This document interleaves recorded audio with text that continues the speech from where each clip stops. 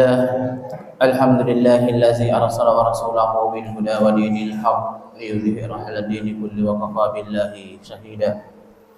La ilaha illallah wa asyhadu anna Muhammadan abduhu wa rasuluh la nabiyya ba'dah.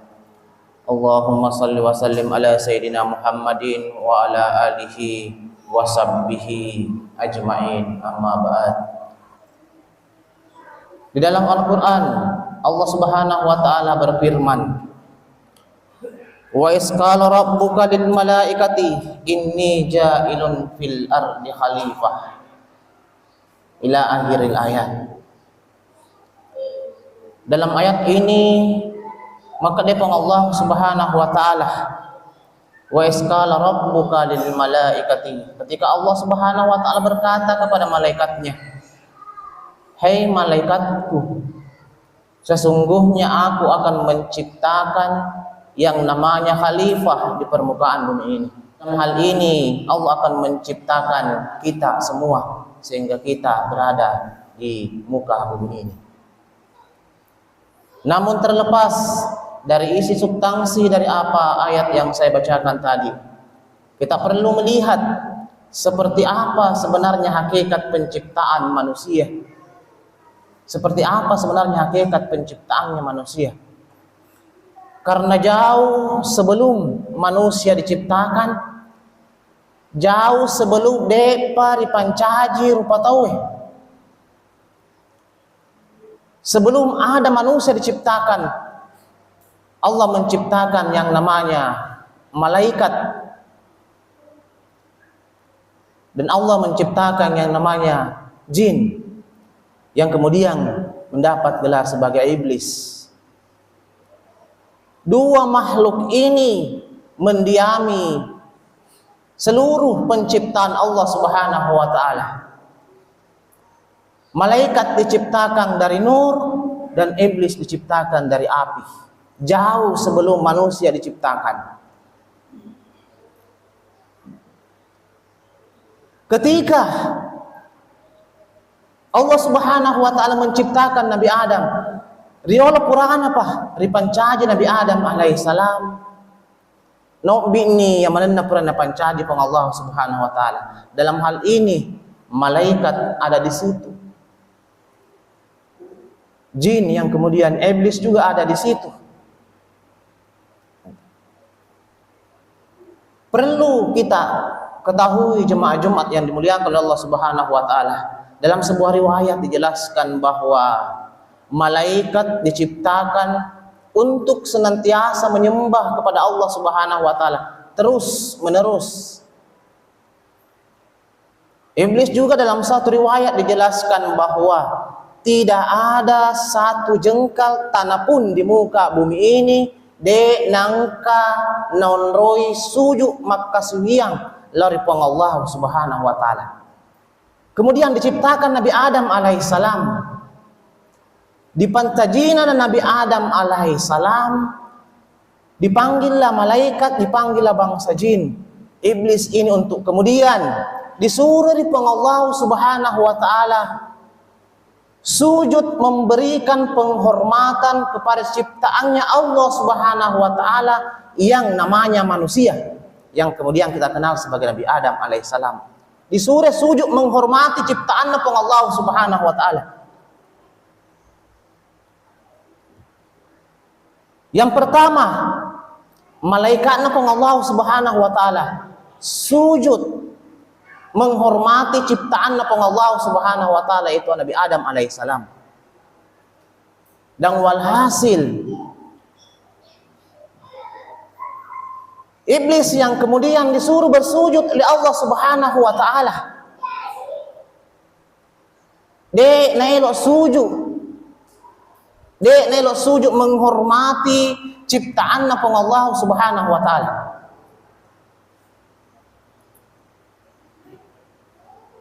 Nah, maka dari iblis alaihissalam, maka dari iblis, aku diciptakan dari api. Nabi Adam alaihissalam diciptakan dari tanah. Menurut anggapannya iblis, aku lebih baik daripada tanah. Kenapa aku harus bersujud memberikan penghormatan kepadanya? Naya lebih matandre derajatku naya kiatanai. Itu menurut pandangannya iblis. Karena iblis diciptakan dari api. Jemaah Jumat yang dimuliakan oleh Allah Subhanahu wa taala. Dari sinilah bermula Allah Subhanahu wa taala murka. Koni amula-mulangenna iblis dilaknat.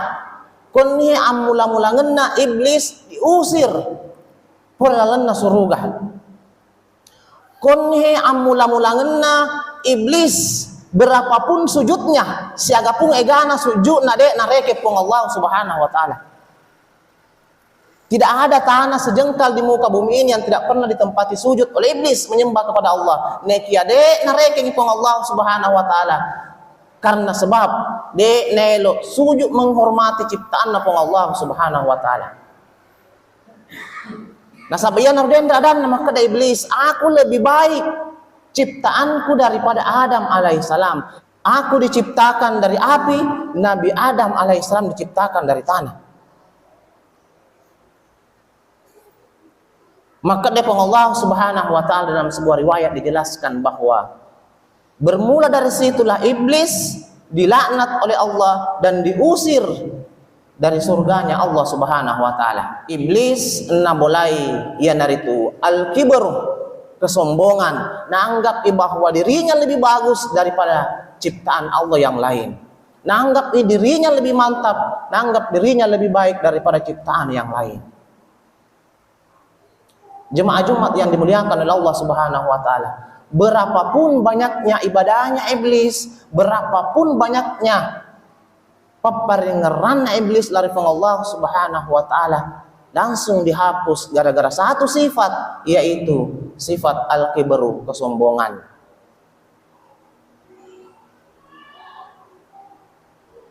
Dalam sebuah riwayat juga dijelaskan rampe teman betata makadai situngat-tungan yaitu al-kibru, kesombongan ya naritu pakaian nai pong Allah Subhanahu wa taala.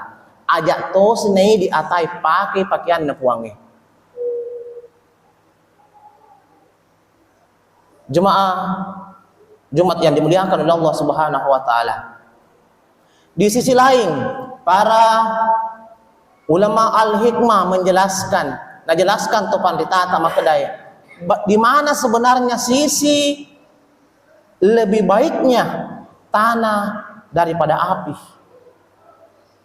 Narampe Andre Gurutta makadaya salah satu sifatnya api, yaitu salah satu sifatnya api yang menjadi dasar penciptaan iblis, yang menjadi substansi daripada penciptaan iblis, yang menjadi bahan baku penciptaan iblis. Salah satu sifatnya tanah dengan Andre Gurutta, yaitu api narek baik cumupi di mupa rikuasai.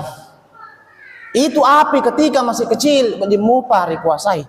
Ini sifatnya iblis. Maka dia Andre Gurutta, yaitu sifatnya api narek kumalopo ni dek nadi ulek kuasai mapecapu pak gangkannya. Salah satu sifatnya api ketika sudah menguasai diri, menguasai apapun yang dia bakar, tidak akan pernah berhenti.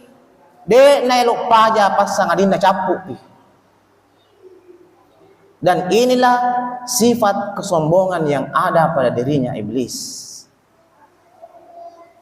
Jemaah Jumat yang dimuliakan oleh Allah Subhanahu wa taala. Kita senantiasa berharap dan bermohon kepada Allah, mudah-mudahan Allah menjauhkan kita dari sifat yang namanya al-kibru, kesombongan. Jangan sampai kita sombong dalam sebuah hal. Dan itu ternyata dalam sebuah kitab dijelaskan bahwa situngat-tungan al-kibru itu adalah pakaian pun Allah Subhanahu wa taala. Nah kemudian napusipai iblis. Dalam kitab itu juga dijelaskan bahwa ia tu sifatna api narek ko baik mupi di mupi rikuasai neki narek ko malopo ni ia patuna paja narek ko mapacapu aga pagangkan narek ko capu ni ya naritu penyesalan sesekali. Api ketika sudah membesar, membakar, menghabiskan semuanya. Apa yang dia sisahkan? Puing-puing. Apa yang dia sisahkan? Kesedihan. Api iblis juga ketika bersarang kepada diri kita, ia patuna paja narek napoleki sesekali. Dan ini yang harus kita jaga, jemaah Jumat yang dimuliakan oleh Allah Subhanahu wa taala. Dan dijelaskan juga dalam kitab tersebut bahwa salah satu sifat keistimewaan yang dimiliki tanah, kenapa Allah menciptakan Nabi Adam alaihissalam dari tanah, salah satunya adalah ia tu tanai menumbuhkan, ia tu tanai salah satu sifatnya yang dari itu mapakatuh. Tidak ada sesuatu yang kita tanam di atas tanah pas sangadinna engke tu naputuo tanai. Dan inilah sifatnya manusia. Apapun dan dimanapun dan seperti apapun kita, tega ki berada, tega ki ditempatkan, insya Allah narekku disadari aleta bahwa kita diciptakan dari tanah, kita pasti menghidupkan, tidak mematikan. Engkau ki pasti mapakatuh. Itu salah satu sifatnya tanah. Kemudian salah satu lagi sifatnya tanah, ia dari itu maca, masobu atau menyimpan yang namanya bau keburukan. Dia sewa-sewa, nareko engke mabau, nareko engke rigatung, engke naleriang angin, engke mau pitu baunna. Nareko engke ritaro riwaide, narialai baunang kamu pitu, nareko engke ritaro, dia bangkai, dia kotorang. Ketika kita simpan di atas permukaan bumi, kamu pitu mabau, nekia, nareko engke ritaneng ya rorotae, nareko engke ritaro ya rorotae, ritaneng dalam natanae, maka dia andregorota. Di dalam kitabnya dijelaskan bahwa kon itu lenye baunna agagai. Inilah salah satu sifatnya manusia. Nareko engke napahami alena maka dewe. Sesungguhnya kita ini diciptakan dari tanah. Engkau saling menumbuhkan dan saling menjaga, saling memahami dan saling menjaga yang namanya keburukan. Karena sifatnya tanah, nareko ditaroi rota, nareko kon di tanah ritaro, lembak di tanah, insyaallah dia itu nama bau. Ini salah satu bentuk karakter penciptaan manusia. Itu kenapa Allah Subhanahu wa taala menciptakan kita dari tanah. Jauh lebih mulia daripada penciptaan iblis yang katanya mereka mengatakan bahwa dia diciptakan dari api. Terakhir, jemaah Jumat yang dimuliakan oleh Allah Subhanahu wa taala. Ini iblis pertama diusir dari surga ketika tidak mau bersujud menghormati Nabi Adam alaihissalam. Dia terlaknat, dilaknat sampai hari kemudian. Tega waktu iblis meminta kepada Nabi Musa alaihissalam. Salah satu mukjizatnya Nabi Musa alaihissalam mampu berbicara langsung. Nabi Musa alaihissalam mampu berbicara langsung dari Allah Subhanahu wa taala. Maka ada iblis kepada Musa, "Hei Musa, surona Allah taala." Karena engkau diberikan mukjizat oleh Allah, mampu berbicara langsung, pauwangi pong Allah Subhanahu wa taala. Maka dah tarimai tobaku. Meloi diterima tobatna iblis. Nasuruh Nabi Musa alaihissalam. Mengadulah Nabi Musa alaihissalam. Maka ya Allah, iblis sudah bertobat dan ingin kembali ke jalanmu. Aku ini atas salanna. Maka depong Allah Subhanahu wa taala. Musa, pauang iblis, maka dah kunjungi kuburannya Nabi Adam alaihissalam. Baru dia sujud menghormati Nabi Adam alaihissalam. Nainapa ku tarima tobatna. Angga naku ada iblis, maka dah lembai. Wetunna lagi tuh. Nade kuelo sujud. Oncok pasti narik kumate ni. Maka depong Allah Subhanahu wa taala. Al-kibru, kesombongan tempatnya di neraka.